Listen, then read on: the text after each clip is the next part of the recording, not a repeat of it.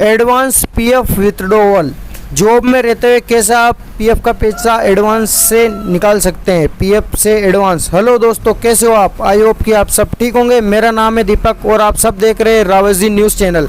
आप सभी के लिए बड़ी गुड न्यूज़ है, आज बिल्कुल नई अपडेट साथियों। जी हाँ दोस्तों, आज का ये वीडियो बहुत ही ज़्यादा खास और बहुत ही ज़्यादा इम्पोर्टेंट होने वाला है।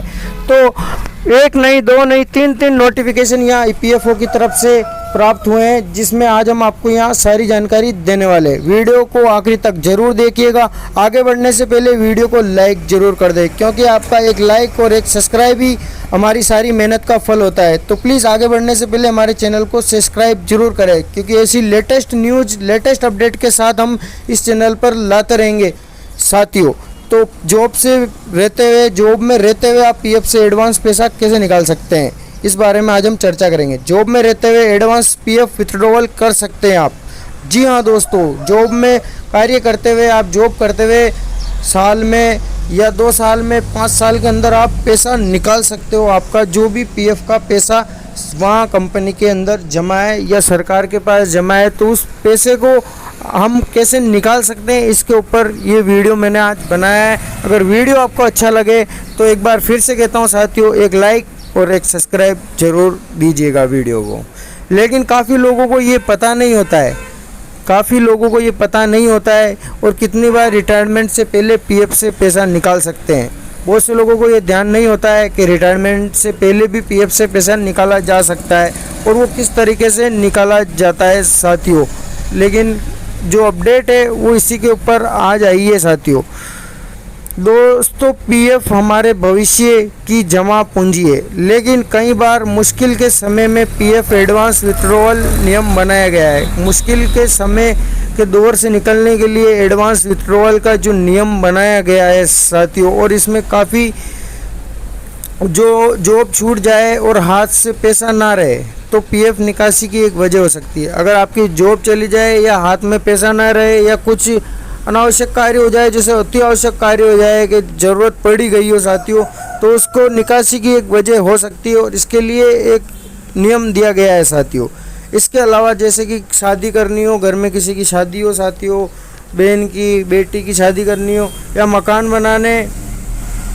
बनाना हो, या ज़मीन खरीदनी हो, जैसे कि घर बनाने के लिए ज़मीन खरीदनी हो, या आपातकालीन की कोई सिचुएशन उत्पन्न हो जाए, तो पीएफ से पैसा एडवांस निकाल सकते हैं साथियों। आप मकान बनाने, ज़मीन खरीदने और आपातकाल की स्थिति में पीएफ का पैसा आप विड्रॉवल कर सकते हो। अब बात आती है पीएफ से कितना पैसा निकाल सकते हैं और कितनी बार निकाल सकते हैं। तो साथियों, पीएफ से पैसा आप निकाल सकते हैं बिल्कुल, और 1 नहीं, 2 नहीं, 3 बार, 4 बार भी आप पैसा निकाल सकते हो साथियों। आपका जमा पैसा आप निकाल सकते हो। इसमें ईपीएफओ का नियम कहता है कि आप विड्रॉवल के लिए जो वजह चुनते हैं उसी के हिसाब से तय होता है कि आपको कितना पैसा मिलेगा साथियों। जो आप वजह बताओगे कि शादी के लिए चाहिए, कि ज़मीन खरीदने के लिए चाहिए, मकान बनाने के लिए चाहिए, उसके हिसाब से ही आपको पैसा मिलेगा साथियों।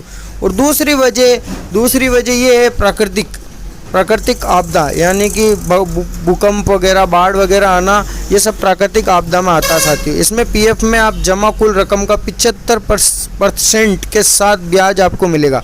इसमें पीएफ में जितना भी आपका पैसा पड़ा है साथियों, वो 75% आप निकाल सकते हो और उसका ब्याज भी आपको बराबर यहाँ मिलेगा। लेकिन वो पैसा सिर्फ प्राकृतिक आपदा के लिए, जैसे कि प्राकृतिक आपदा है, बहुत ज़्यादा बारिश हो जाए या बाढ़ आ जाए या भूकंप की सिचुएशन उपलब्ध हो जाए या पैदा हो जाए साथियों, उस कंडीशन में आप पैसा निकाल सकते हो 75%। सिर्फ 25% ही सरकार के पास रहेगा।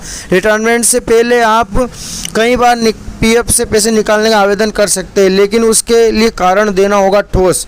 घर में बेटे या बेटी की शादी है तो आप आराम से पीएफ से पैसे निकाल सकते हैं, लेकिन 3 बार से ज़्यादा नहीं। घर में बेटे बेटी की शादी है तो आप 3 बार से ज़्यादा पैसा नहीं निकाल सकते साथियों। सिर्फ 3 बार ही आप पैसा निकाल सकते हो।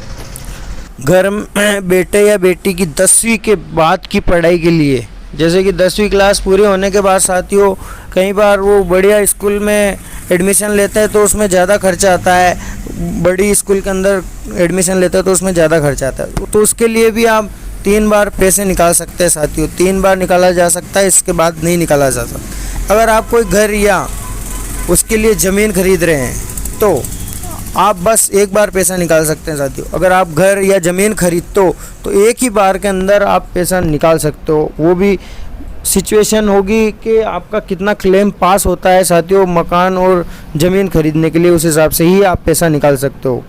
आप लगातार 5 साल की नौकरी से पहले पीएफ का पैसा निकालते हैं।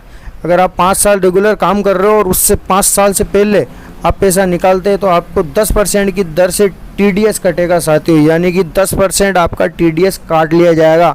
अगर आप 5 साल आपको काम करते हुए नहीं हुए और उससे पहले आप पैसे निकालते हैं तो 10% का लॉस हमारे को झेलना होगा साथियों।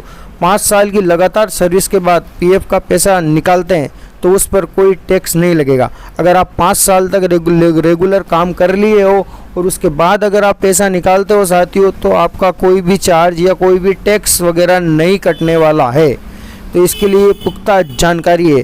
अगर कोई अपने पीएफ के पैसों को नेशनल पेंशन स्कीम या एनएससी में ट्रांसफ़र करे तो उसे किसी तरह का टैक्स नहीं देना होगा।